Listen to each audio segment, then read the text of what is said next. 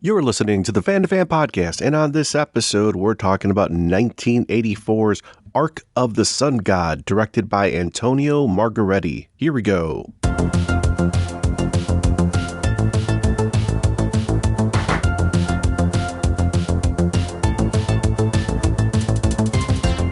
You're listening to the Fan2Fan Podcast. I'm one of the hosts, Bernie Gonzalez. With me today, fellow co-host extraordinaire, Pete Charbonneau.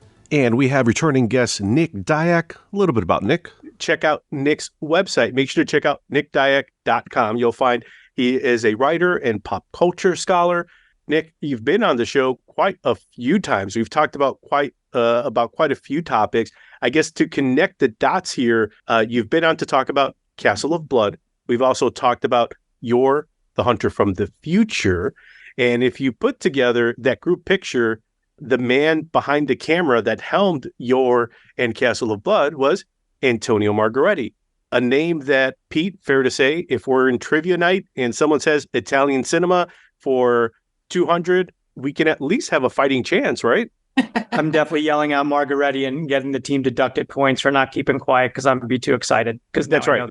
Absolutely. It's either Fulci, Bava, Argento or Margheriti. Those are the options that I'm going to throw out there. But Nick, you introduced Margheriti. You've been a cheerleader for Antonio Margheriti and his work, and a movie you've always talked about that has always eluded us, because a movie that Pete and I had not seen until very recently was Ark of the Sun God, 1984's Ark of the Sun God, directed by Antonio Margheriti.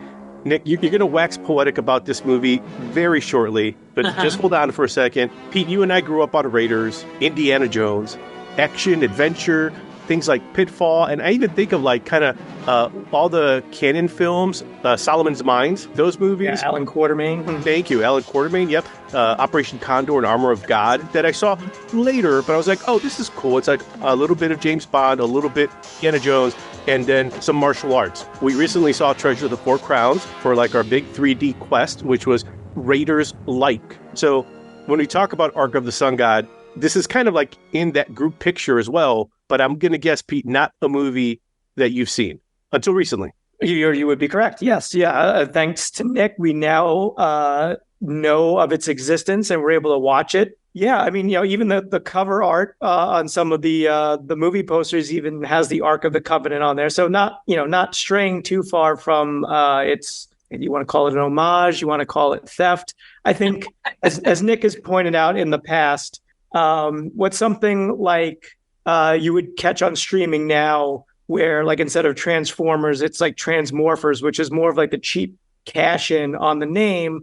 I think a lot of these Italian directors were really trying to make something, unique, and like they were putting their whole heart and effort into it. So I think that's the huge difference between what we watched with Ark of the Sun God and some of these other ones. So yes, it's very much rips off Raiders. It rips off a lot of those adventure movies, but there's something about it. There's something to these homages and kind of, and the wink wink nudge nudge. This isn't Raiders, but it might as well be capitalizing on the success of Raiders. That Ark of the Sun God kind of lives in its own little world here.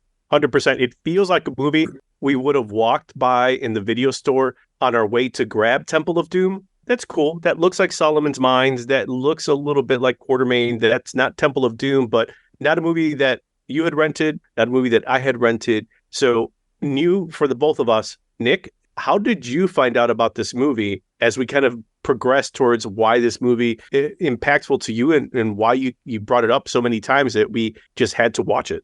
So Ark of the Sun God, a legit top 5, one of the top 5 favorite films of mine. I mean that unironically. This movie brings me so much joy, and it's for a lot of reasons. And I think it goes back to when I first started my master's degree at UW, University of Washington. So I knew I was doing film studies, and I was kind of on the fence of what kind of film studies I wanted to do. And this was at the time I was consuming a lot of Italian stuff. Suspiria was the big gateway film that led to not just like, oh, horror movies can be awesome, but, the whole world of Italian cinema. And that led to like Lucio Fulci and whatnot. I'm like, I'm digging this sort of stuff. Maybe I want to write about this. I'm not sure. I think I got to Ark of the Sun God actually through Fulci. once you dive into the horror stuff, you immediately come to Fulci and Zombie, and I love Zombie. And Fulci had done a movie called Black Cat. And unfortunately, I don't even remember Black Cat very well, except it starred a cult film actor named David Warbeck. And he just, I remember him rocking it in that film. And this is, back in the day where, internet was still kind of young and you still had to rely on real hardcore research to find stuff. So, I wonder what other movies David Warbeck had been in. And popped all these Antonio Margheriti films. And I actually had never even heard of Margheriti before. And so the first movie, I think it was just by chance that I got was Ark of the Sun God, out of all these other Margheriti films and Margheriti Warbeck films. And it might have just been because, overtly it looked like an Indiana Jones knockoff. And the movie really clicked with me. It was probably the first time I looked at a movie right as I was starting, school and thinking about films critically, that I was forming my own scholarly opinions about a film, not just, oh, that was fun, oh, that was good, making legit observations that could be, fleshed out to an essay or something that at the surface level look like, this is an Italian knockoff of Roger Moore era James Bond combined with Raiders Lost Ark, except it's doing this, it's doing that. And I've never seen that done in a film before. As a side note, I remember working on my bachelor's degree, and I was in a drama class, and my drama teacher was actually talking about Raiders Lost Ark and kind of the role of Indiana Jones as a different type of hero. And he said one of the most pivotal scenes in that film was he goes into the tent to rescue Marion. She's all tied up, but she says something or whatever, and the Ark is right there. And, in a typical, what should be the hero fashion is rescue the girl. Indiana Jones doesn't do that. He ties her back up and goes for the Ark. He says, that's not something that normally happens in a film. And that line, again, this is something that stuck with me for almost 30 years of, ways to view movies differently. I had that feeling when I was watching Ark of the Sun God, that the hero, and I'm pretty sure we'll talk about this a bit more, David Warbeck was a different type of hero, and, even more so than Indiana Jones. And it started the dominoes of me thinking about this film, leading more into discovering the work of Margheriti, learning that Margheriti was after, Argento, Fulci, Bava, he's fifth or sixth way down the list of, Italian directors that people know about. I mean, I think more people know about him now than they did when I wrote my thesis. I like this. This is an unknown topic. This is a director that needs more recognition. This is a movie that, for all intents and purposes, for other folks, is just a knockoff, and it's just cheap, and it's maybe good for a Sunday afternoon laugh. But, I was seeing something here, and I was having fun with it at the same time. Not only was I seeing something with it, I was having a blast. And that was kind of I'd say one of the big catalysts to switch my gears to do Italian cinema studies, focus on Margheriti, and also just kind of laid me down to the path of B movies and cult films and exploitation films. So that's kind of my past with the film and why I kind of hold it in super high regard, that I think it was kind of the pivotal film for me to do the kind of writing I do. When you first saw the movie, Nick, did it make that big of an impression on you? Yeah. I loved it. Just everything about it was just so charming.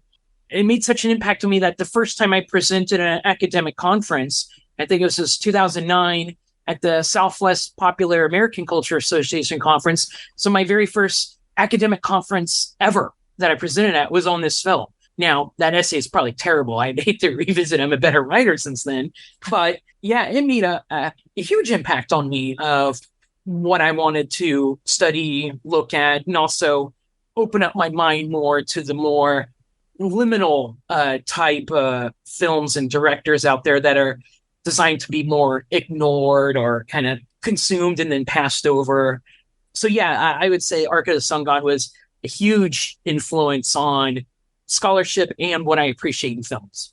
All right. So from someone who's written about it, presented on it, and it made a big impression, Pete, you just saw this for the first time.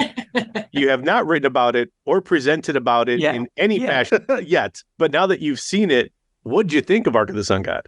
I enjoyed it. I had a great time with it. I don't know that I'd go as far down the road that Nick does. I don't know if it's going to be like a gateway to me watch every piece of Italian genre cinema, but I mean, I took so many notes watching this, but and I had fun with it. So for me, it was that kind of Sunday afternoon laugh. You know, there's so much there, especially seeing as many movies as we all have.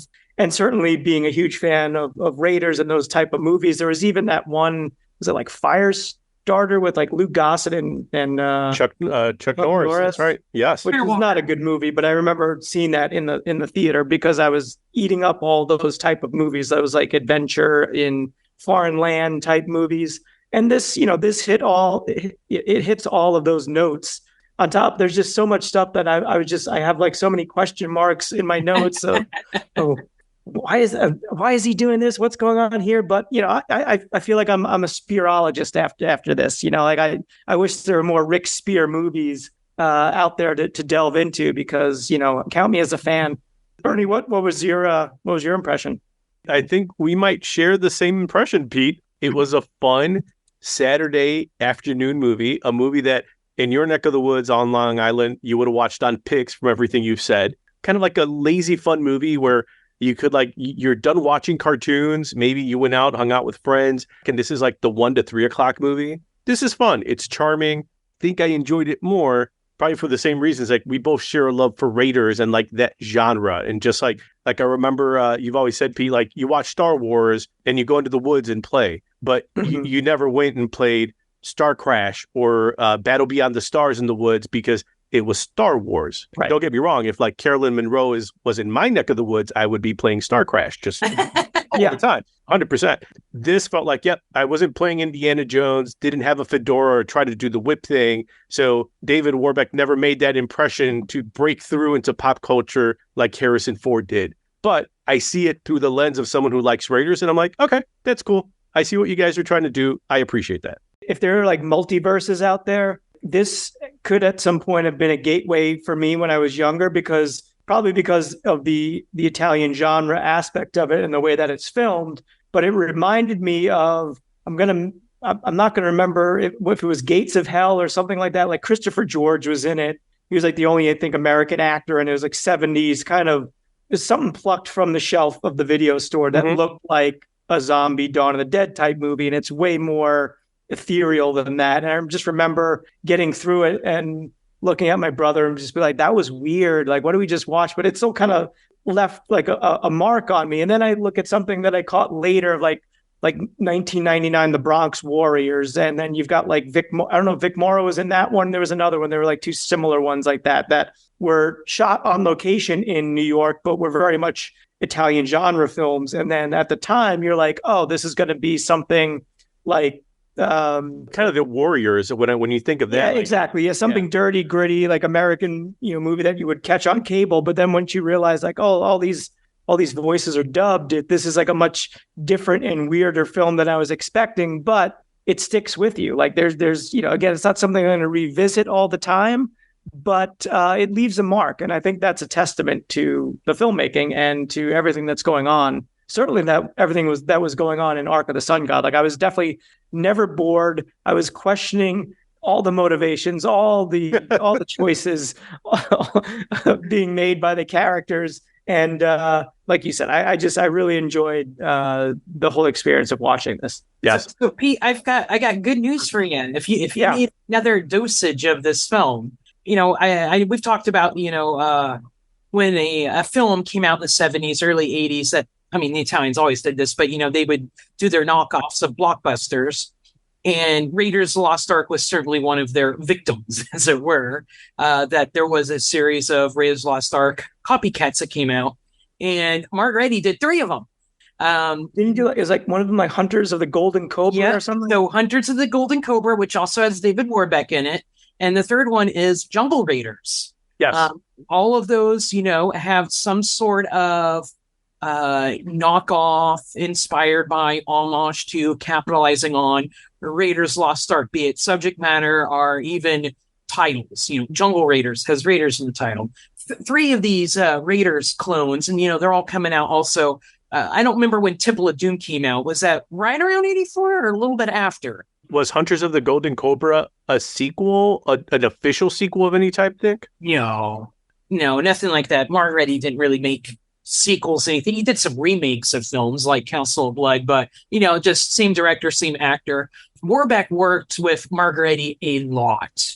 I have Warbeck's little autobiography that was published by Fat Press many, many moons ago.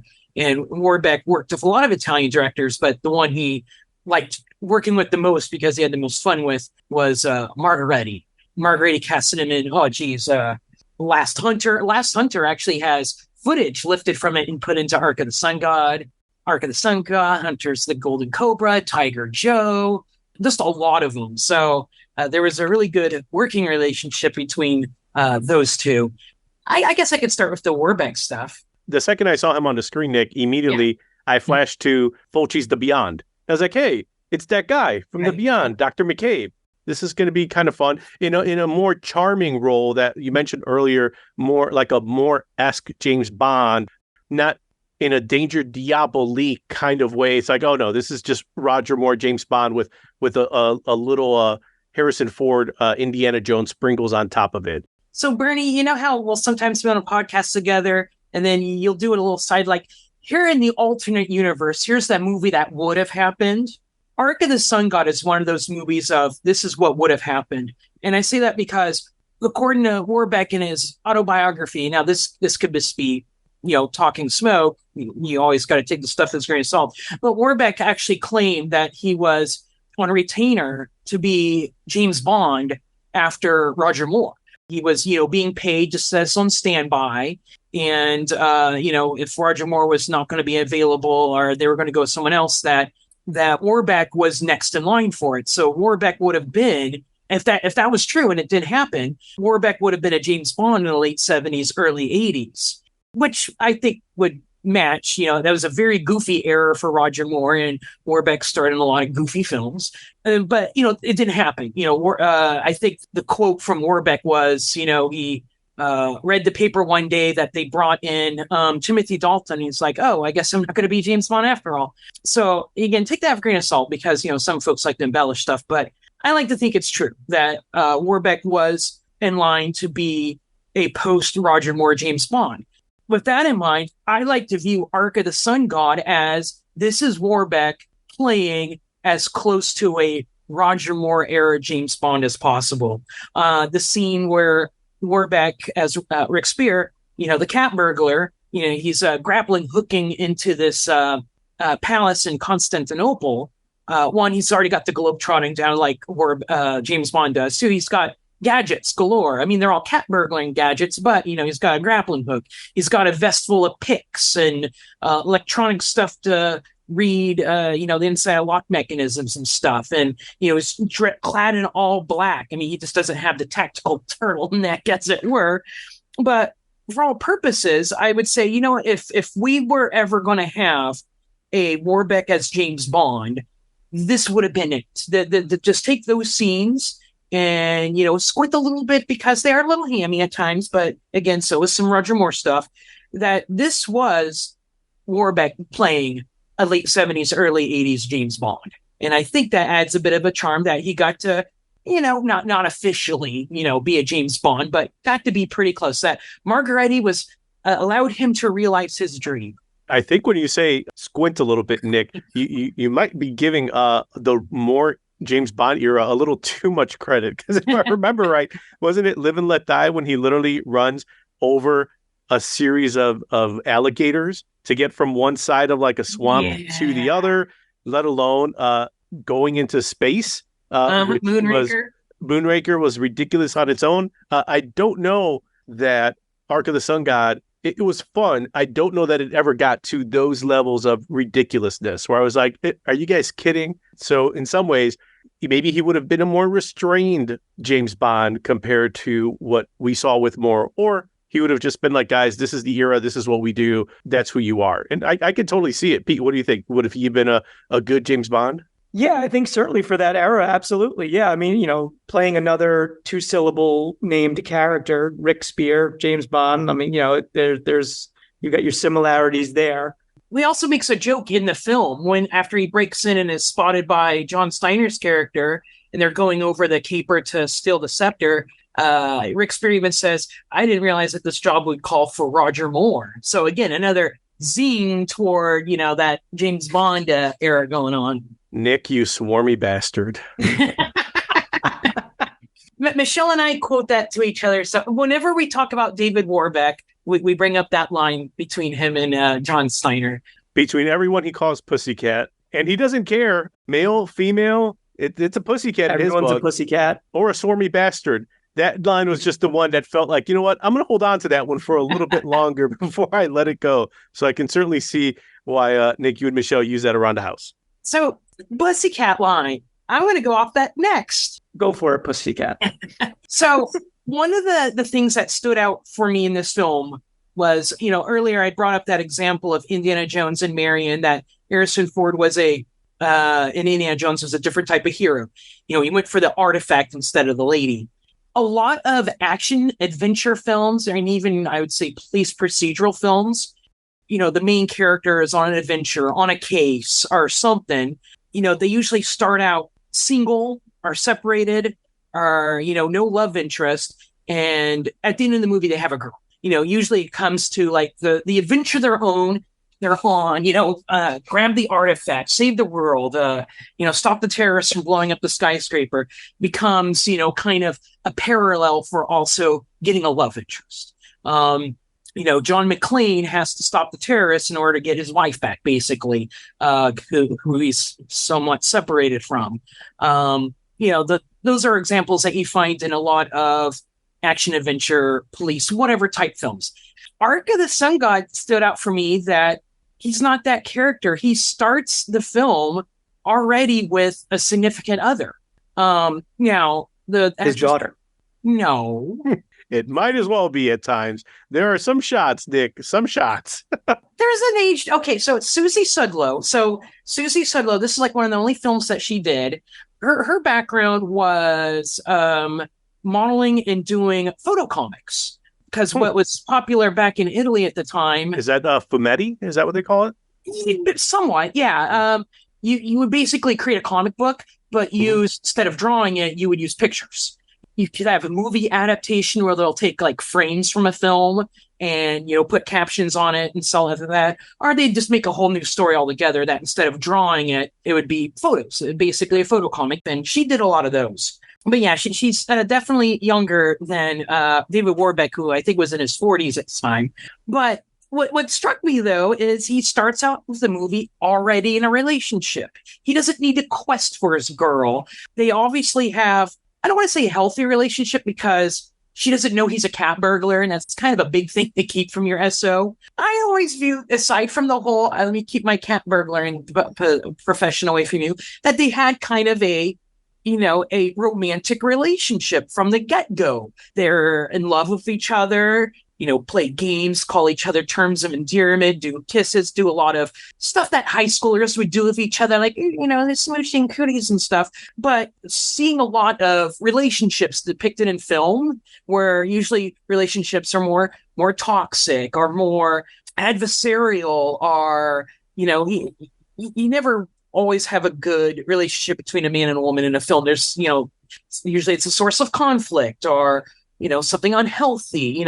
There's not too many films out there that says this is the perfect, relationship couple. Let's follow them and see what happens, because it's probably boring or whatever. I don't know. But I was charmed by it because this was a type of relationship of, two people very much in love from the beginning of the film to the end of the film that I hadn't really seen before. It reminded me of the Indiana Jones character, where he's a different type of hero. He doesn't need to impress the girl. He already has the girl. He doesn't need to win her over from anything. He doesn't need...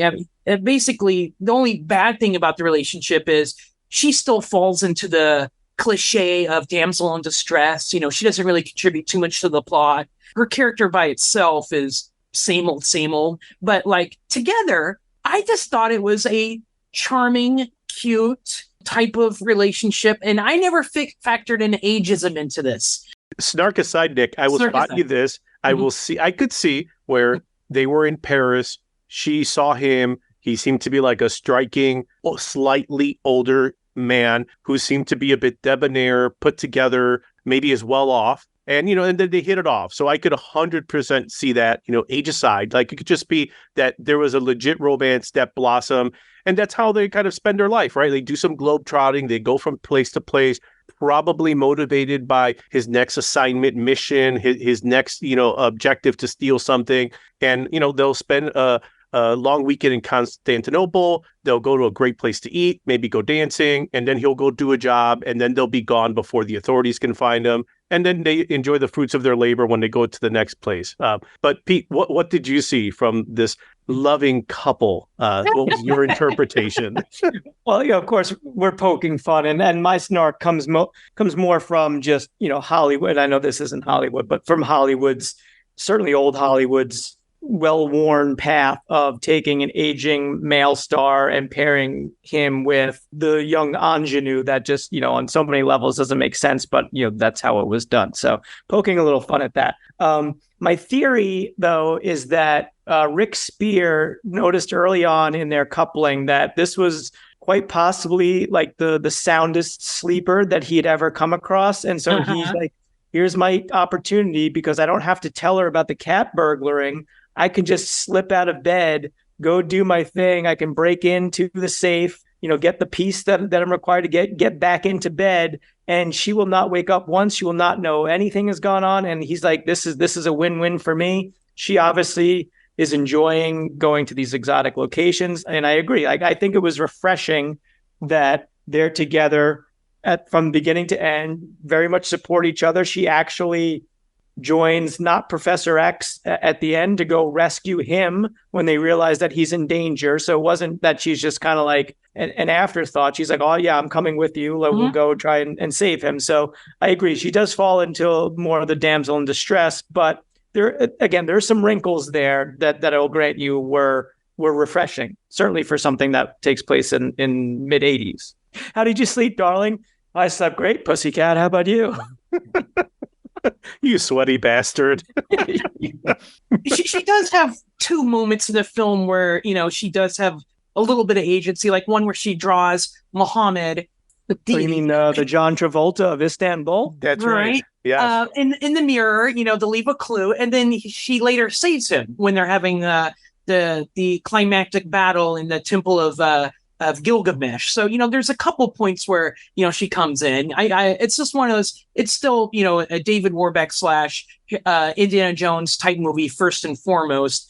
The lady characters are, relegated second fiddle. But she does get a couple moments to shine when she's not getting abducted and, smooching David Warbeck whenever she can. You have to say, like, the kisses lacked any kind of passion. They were, when you talk about a kiss as a pet, that was like the extent of their kissing. And throughout the movie, like, she definitely got turned on by like the danger scenario. Like when she wakes up at the home of, I can't remember the character's name, not Professor, the guy in the wheelchair, Dean. And she's like, oh, you're here. And like she's definitely up for it. But again, like, he just gives her like the lightest peck on the lips. I'm like, come on, man. You're Rick Spear. Lean into it like you mean it. Wait. When they're having the chase sequence in the shipyard, they go full on smooch face. So much like, wait, it might be the one time. That's like the one time, Nick. Come on. That's an awesome scene, because literally to escape that scene, they jump and then it does a hard cut to a next scene. If that's not awesome filmmaking, how are we going to write our characters out of the scene? Have them literally jump out of the scene.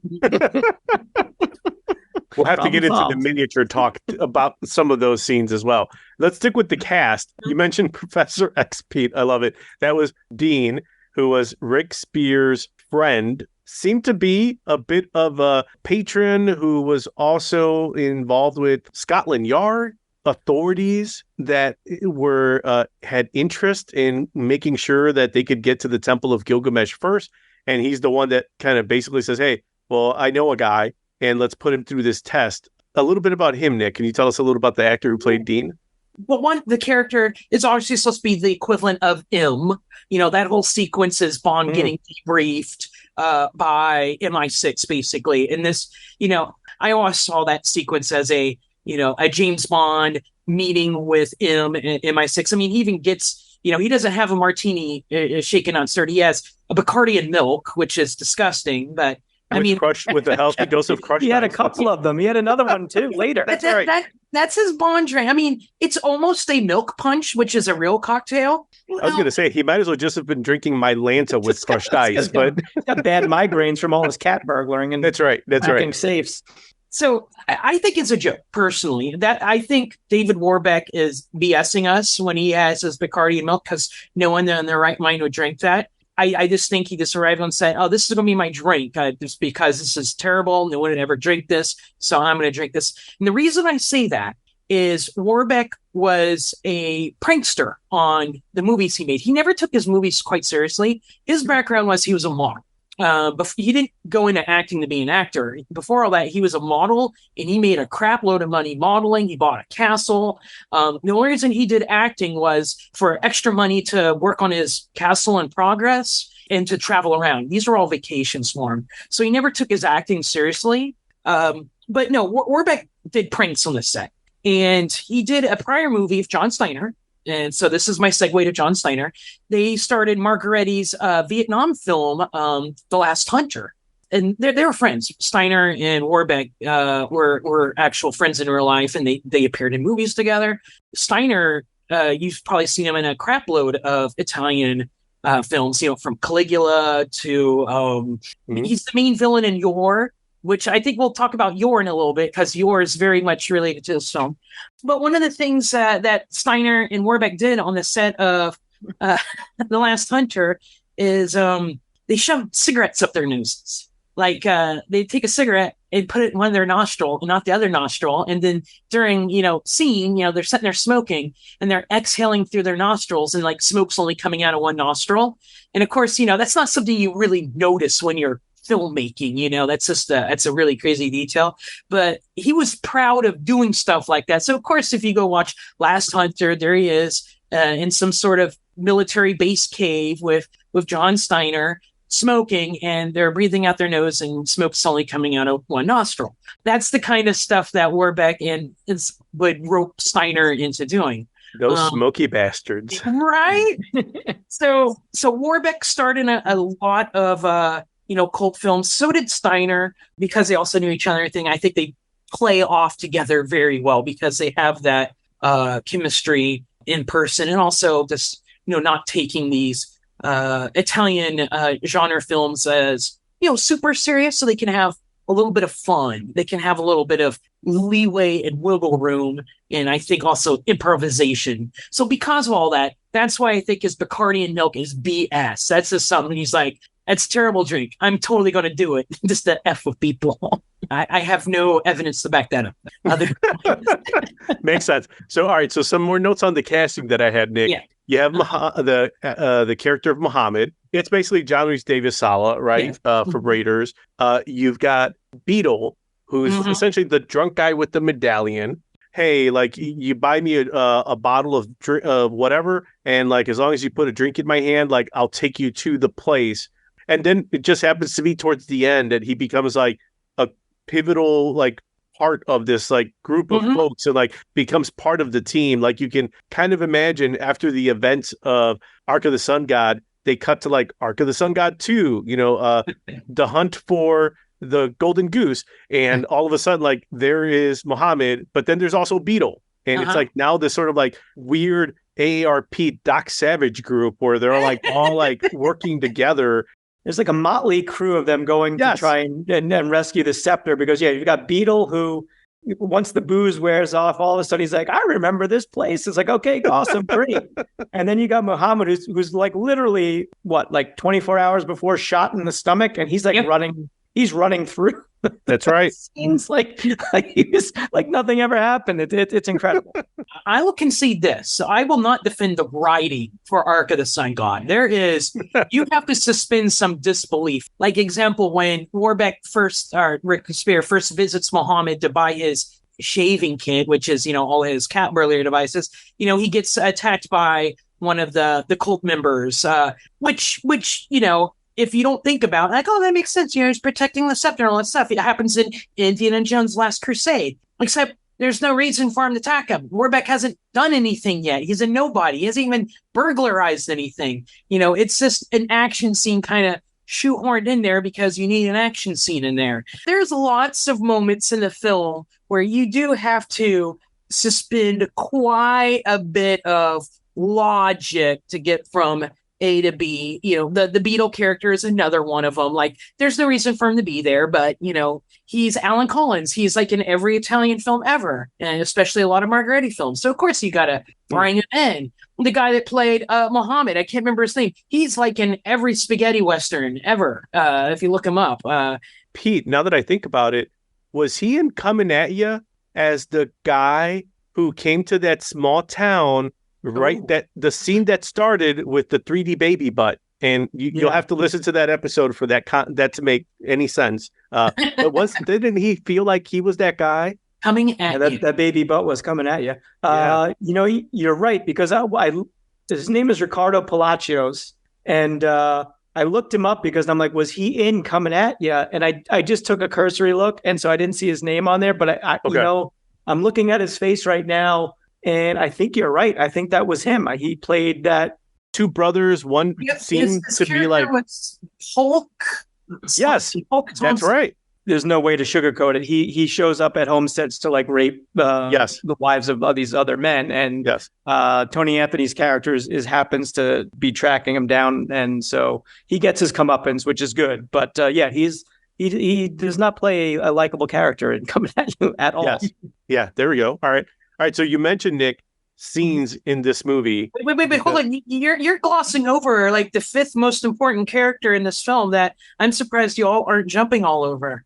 Who else you got? You got the Prince, who's played by Atin Akaya, who's in... Is he in Turkish Star Wars? That's where he's from.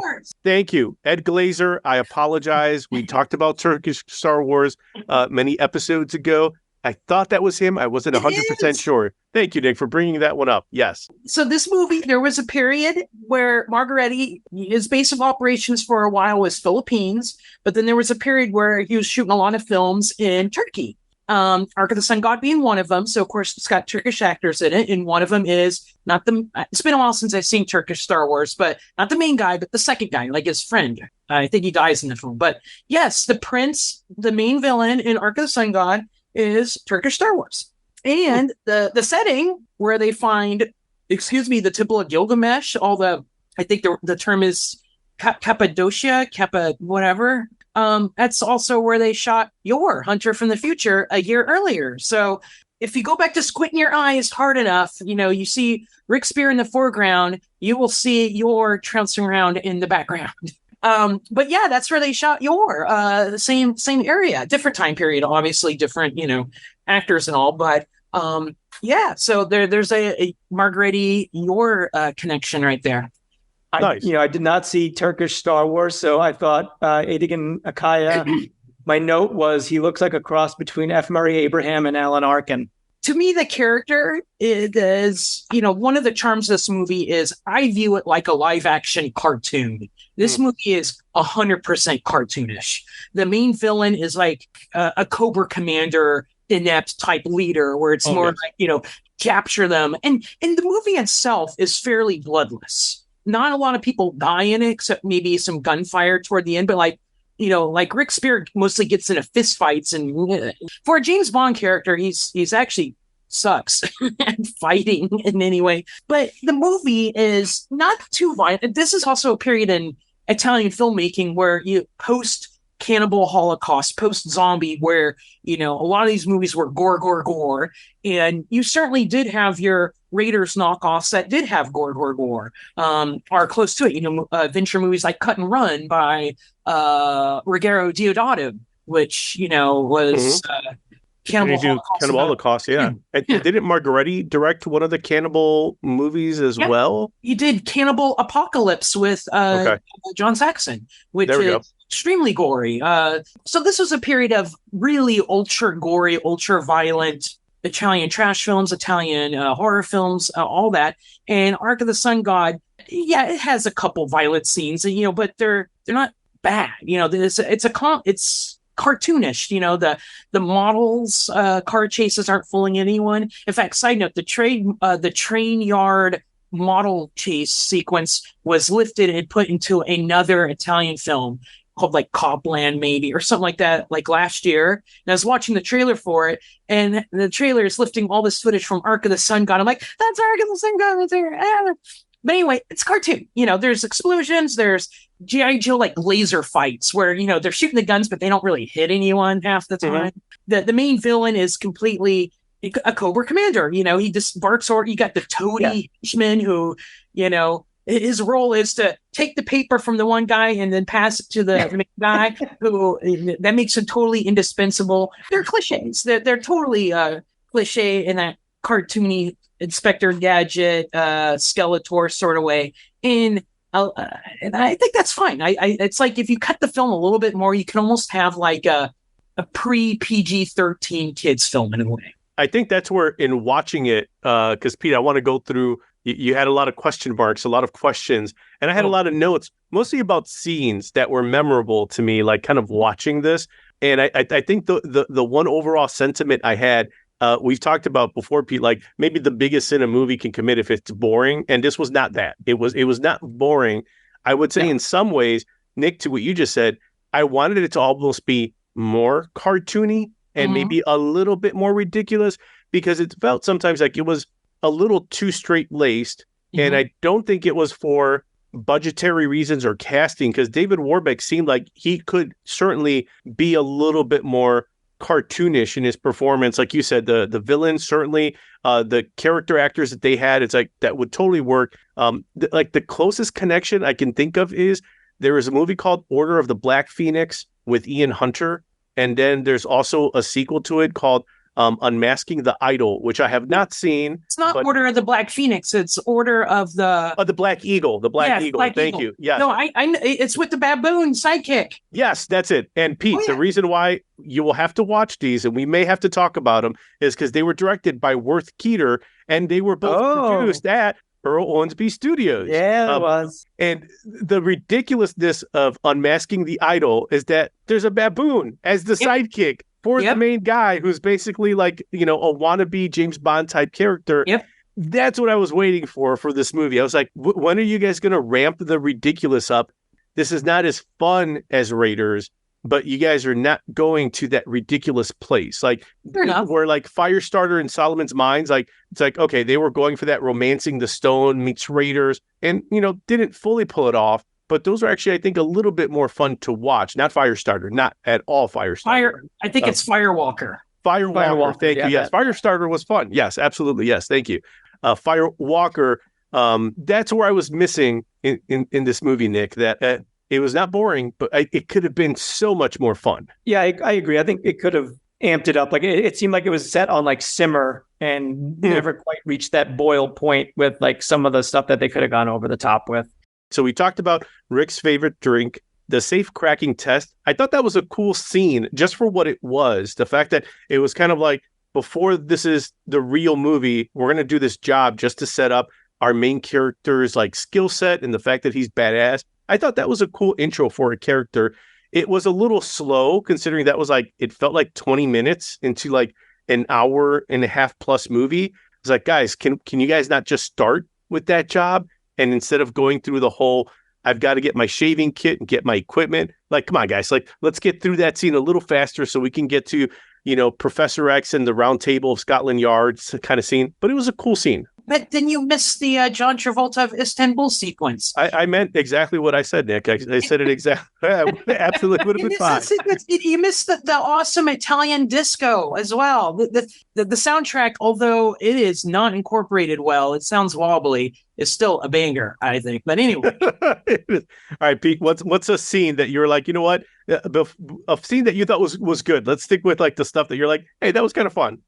Well, before we get to that, like the Istanbul John Travolta, the dancing scene, like we just talk about real quick for like Muhammad, like when he gets off the dance floor and he's got like his strands of hair, like kind of cascading like lightning bolts across his head. It's just like, he is such a sweaty scene. I'm like, man, Mrs. Spear is going to give this guy a heart attack and he's going to be out of the movie real quick. I thought we were watching a man literally having a cardiac arrest on screen.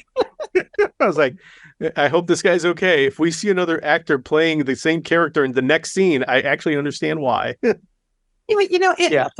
One of the fun aspects of that scene, going back to one of the things I said about like their relationship, he's not like a jealous boyfriend or something like that. He's like, Susie said, look, if you want to go dancing with that guy, even though he's grotesque, I guess, he's not very, they don't flatter him very well in that film, unfortunately, but he's like cool with it. He's like, go have fun. I'm here to support you. If you want to hit the dance floor, he doesn't have to be the one dancing, and, other, male protagonists or love interests might get jealous or like show him a sign, I'm getting in here now or whatnot. So, I saw it as kind of a goofy, fun scene that I think still underscored their relationship as, they have fun with each other, they trust each other, except for the whole, I keep my cat burglaring a secret from you. That's the asterisk to it. Yeah, and she doesn't seem to ask a whole lot of questions about it either. Do what you got to do. I'm going to get my rest, and then I guess I'll go out and see the sights of Constantinople. And you seem a little tired today. I don't know, maybe you didn't sleep as well as you said you did. But I mostly had questions about like some of the scenes and some of the acting choices. I mean, the fact that Rick Spear only wears Guess jeans and Adidas Sambas when he's chasing people through the harbor, I thought was a nice touch, like a little product placement there, like that triangle on the ass of his jeans as he's like running around. Like, you catch those product placements, but you don't catch that the fancy James Bond hotel that they all stay in is just a Sheraton. If you're globetrotting, cat burglaring can pay for a lot, but you're gonna travel the world with me, but we're only staying at Sheraton hotels. If you're okay with that, get ready for an adventure of a lifetime. You thrifty bastard. One of the scenes that I laughed out loud at, bad guy is essentially like laying out his plan to his henchmen, and you've got a guy trying to massage him as he's laying there. He's spilling the beans, and this guy is just like, he is hard at work because he keeps shifting onto his side. He's trying to massage his back. He's like on his side. He's massaging his hip.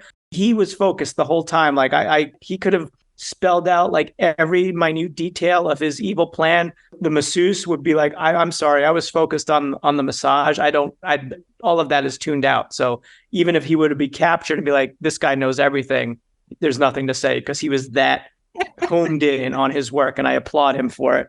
I did find it interesting when Rick comes back after his wife, like Muhammad takes his wife, fiance, girlfriend, whatever her actual status is, and takes him to Lord Dean. Just to interrupt you, let's at least not forget Rupert, our Alfred, to Dean's Batman. Just had to throw that out there, Pete. He mows down a lot of cultists at the end of this movie. Like, that's right, with an umbrella in hand too. I did want to see the further adventures of Rupert. I'm like, can we just follow him from now on? Because that guy's kind of cool. But Pete, I'm sorry, you okay? So you're saying Muhammad and so Rick Spear, he's off doing something. He comes back to the hotel. The girlfriend's gone. Not concerned at all where his girlfriend fiance is. Like, doesn't want to ask where she is. Like, I guess maybe he just assumed that she was out, doing some sightseeing or something. But like, he is like very nonplussed. And I'm like, I get that he's probably a little preoccupied with like this new assignment that he's got. But come on, man. This is also where we're not playing fair because Nick, you've probably watched this a dozen times. Pete and I barely watched this one time together cumulatively. So if we're off in remembering a few scenes, you have to cut us a little slack. You're not wrong. They're again, as I said earlier, I want to defend the writing. I think what Pete's describing, I think best applies to another scene where Beetle, he brings Beetle back to his apartment, drugs him with the Bacardi bottle that he in turn got drugged with earlier.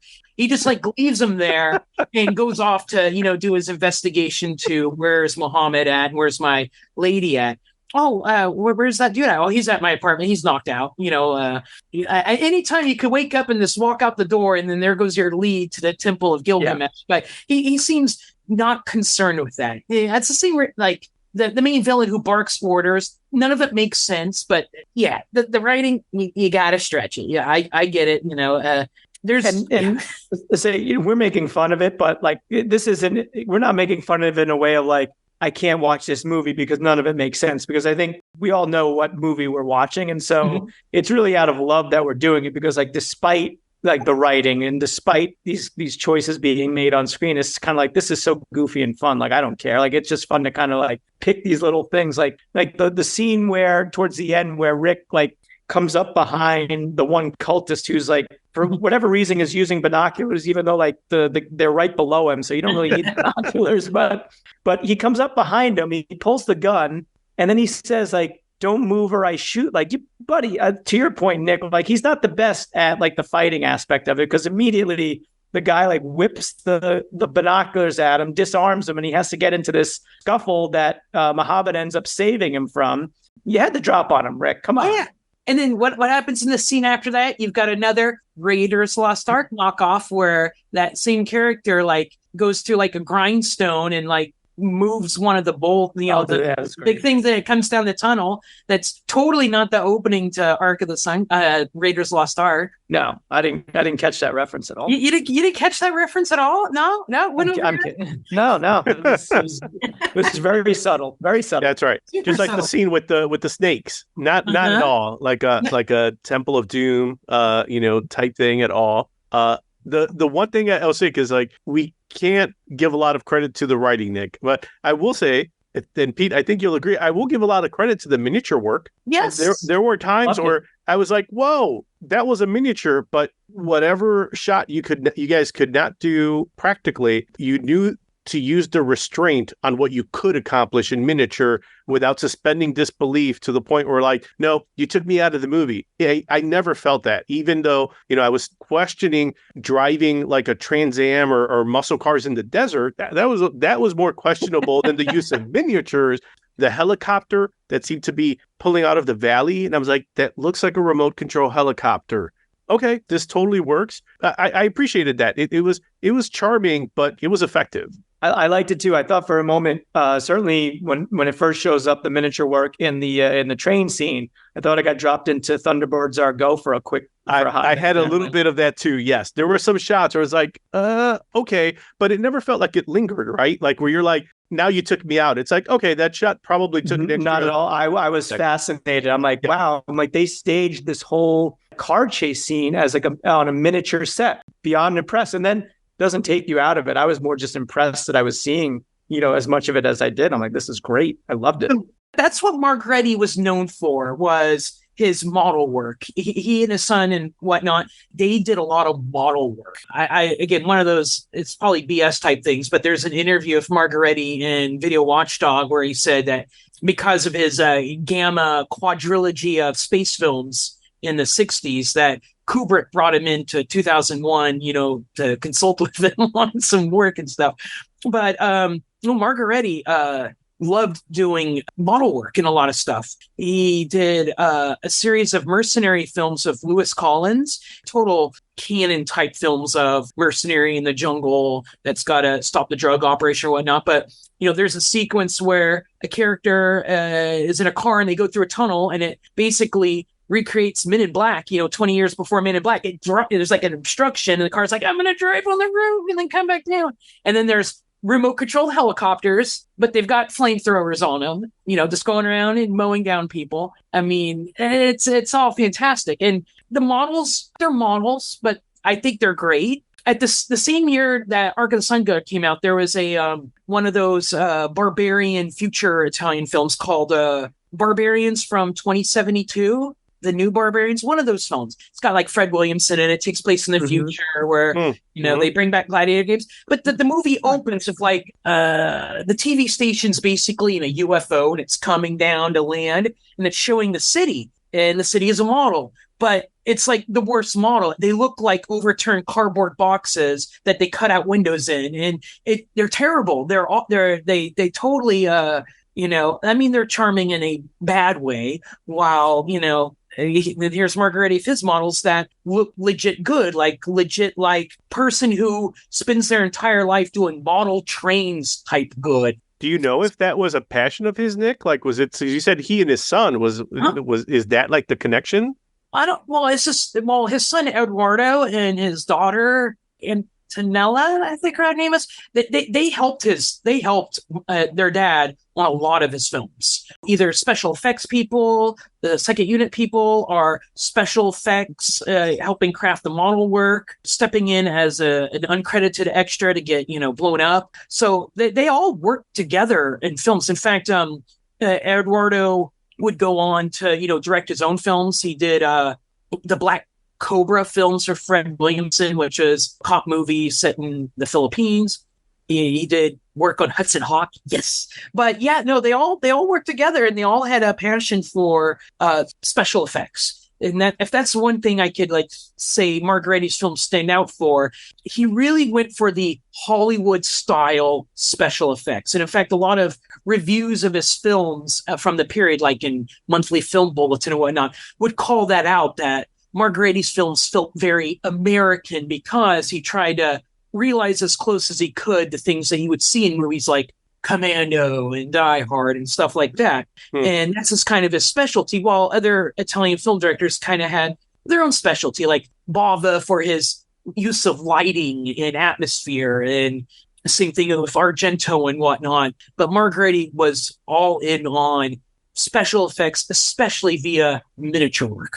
Where was Margheriti at in his career at this time? Like, was he did he have kind of control over the type of movies that he wanted to make? I know the Italian cinema was exporting a lot of these type movies out. We're like, let's find something that's popular that may not, either audiences might not be able to get to see in Italy or for a while, and we'll give you the next best thing.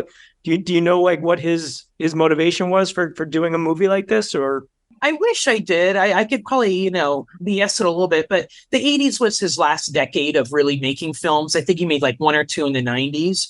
I guess you could categorize, his period by the types of films and the years he made. Like the 60s, he made sci-fi space films. And in fact, he was really the only Italian making sci-fi space films. There wasn't anyone touching him. Wire works of people hanging out, pretending like they're floating and stuff like that. So the 60s, he was doing that and some giallos. 70s, he was kind of all over the map. But 80s was when he was, doing more stuff outside of Italy, like in Philippines and Turkey. So almost all his 80s films are action films, be it mercenary films or Raiders of the Lost Ark type films or the like. I mean, he did, over, I want to say, close to a dozen variation of the mercenary film, from the three he did of Lewis Collins. He did two called with a boxer named Marvin Hagler. Yes, that. Thank you. I'm not good with sports. Yeah, but no, he did two movies with him, Indio and Indio 2. Out in the jungle and got to save everyone. So he did these movies because in the Philippines because he liked the country. And two, they were cheap to do. Because he was so successful doing those movies, other Italian directors followed suit to do movies in the Philippines. So you have movies like Zombie 3, I think, was shot in the Philippines. And so he was kind of a trendsetter in that way. I think his work was still assignment work, but, this is the 80s. The 80s is the year, the decade of the action blockbuster. He was, in my opinion, the most aligned director to do those types of movies. So where was it in his career? Yeah, he was in his final decade of directing, but I think he was doing, the movies he really liked doing, which was, fantastical action films with lots of explosions and miniature work and blowing up things, which Ark of the Sun God certainly has. And if I may, the poster art even tries to sell that, even though it's totally exaggerating, because nowhere in that film there's an image of David Warbeck buffed out. And of course, David Warbeck doesn't have any muscles. He's got a big machine gun. He doesn't use a machine gun in the movie. Exploding helicopters behind him. That's the best kind of movie. The ones that take advantage of right? A young 14-year-old walking down the movie aisle that sees that cover and wants to rent that movie. I will say, as we kind of wrap up, I think the one thing I really do appreciate about this, Nick, and the fact that you like this movie so much, it just reminds me growing up I've seen a lot of movies, but I feel like I was catching up with them later when I was older. Like I didn't get to see a lot of these movies legitimately when I was growing up because I just didn't have the opportunity to rent them. I feel like I was playing catch up a bit on pop culture later on in life. But like I feel like I'm catching up also with understanding that for every Star Wars, there is someone like Corman that makes 5 other movies that are capitalizing on that. Just like all these Italian films that we've been introduced to. Yeah, for every Raiders, there is an Ark of the Sun God. And those were on the shelf and we didn't rent them. But, you know, there were people out there that took advantage from a business sense to try to get people like us with covers like that, as inaccurate as they may have been. But still, someone saw this movie and they enjoyed it to the point now that a boutique label like Severn or Vinegar Syndrome or Synapse or any of those are now putting these out in like 4K with special features. I don't know. It's just kind of cool that there's a blind spot in our backgrounds, Pete, because we were fans of Raiders. If this was a movie that would have popped up on Pix, you would have watched it. It may not have been as memorable, but you'd be like, oh, this is kind of cool. This is like watching another Bruce Lee film after you've seen Enter the Dragon. You're like, I'm going to give this a shot because Enter the Dragon was so cool, just like Raiders was so cool, and you watched this. So I appreciate you bringing this movie up, Nick, just for that fact that I feel like this was probably on a shelf, and it wasn't like something I would have watched or did watch, but also just like I appreciate it for exactly what it is. You started the episode off, Bertie, talking about, these movies on the shelf that they're, a good chunk of them were made in earnest. There was actual effort put along with it. And, these Italian films, Ark of the Sun God included, and I think we've brought this up before, they do have this charm and workmanship that you don't see in like the current wave of, knockoff films, Amityville Karen, those Sure. type of movies, Sharknado versus Lava Tarantula, that Exactly. these movies have something that they don't. And I think that adds a bit to the, historic appreciation, but also just appreciation for what they are for sure. You earnest, awful bastard. Pete? A couple of quick ones, hopefully. We haven't even discussed the Dean's crazy idea of like faking his own being in a wheelchair to the point where he's like manipulating this thing and learning how to like wheel around in it, and then just stands up at one point and his whole justification is like, oh well, he wouldn't have taken the assignment if I was in some way incapacitated, which again I was just kind of like, whoa, Lord Dean, you're a piece of work, you non-crippled bastard. To wrap it up, to echo your point, Bernie, like I look at movies like this the way I looked at like exploring music when I was younger. We all have our different entry points, and a lot of those entry points are often just by virtue of when we were born. But I remember first getting into the music that I really came to love, and then being like, oh, there's like this whole world of music that existed before now that I can go back and discover and like really, infuse that into my aesthetic and things that I love. And that was such a joy for me. I mean, there's a finite amount of it, just as there's a finite amount of films out there that we can go back and watch. But we keep hitting like these little veins, these little ores of, whether it's Earl Owensby movies or these Italian genre films that, again, like I've been able to catch a couple of them here or there, some of them by accident, some of them, maybe not appreciating until we have someone like Nick on to talk about and then going back and rewatching and being like, oh my God, this is glorious. So I appreciate these things. Like I appreciate the ability to go back, especially to the stuff that's from different decades, and really discovering a lot of this stuff for the first time and appreciating them for what they are. Like I'm not going in expecting, like we've had some fun picking apart Ark of the Sun God, but I reiterate, I think we've done it in a loving way because we enjoyed the movie for what it is. Like it wasn't like we were annoyed by it. Like I can't believe that, whatever, with all the crazy stuff going on, I can't believe they used a model for this, or I can't, it's not there, there's no cynicism in it. It's just like, you're saying this isn't The Man Who Wasn't There, which is the movie we didn't watch. Don't get me started on The Man Who Wasn't There, Bernie. Come on. We already had to endure that episode, which, by the way, everyone that listens to this podcast should definitely tune in and listen to that too. Thank you. Way to throw that out there. All right, Nick. So we finished watching Ark of the Sun God. What's like another movie or two that you're like, if you like this, you may enjoy these two suggestions? You got to see with the Hunter, the Golden Cobra. Hunters of the Golden Cobra.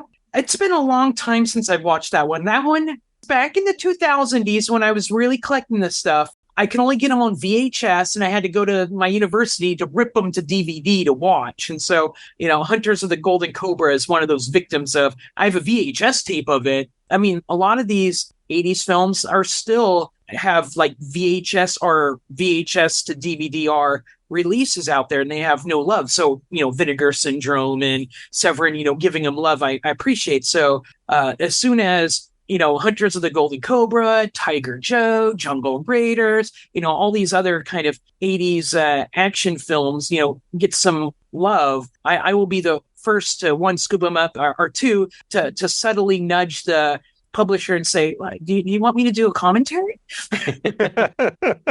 So if there's someone out there who's going to release any of those movies, they're going to remaster them, nickdiak.com. Submit the contact form. He's your guy.